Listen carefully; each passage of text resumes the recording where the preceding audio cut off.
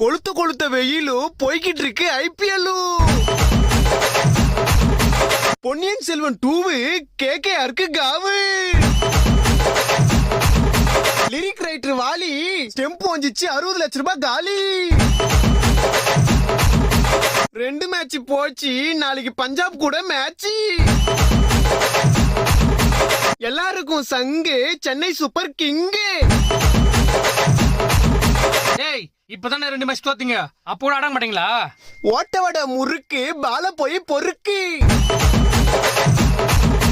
ஓரமா போய் நில்லு, எங்க பார்த்தாலும் எல்லோ.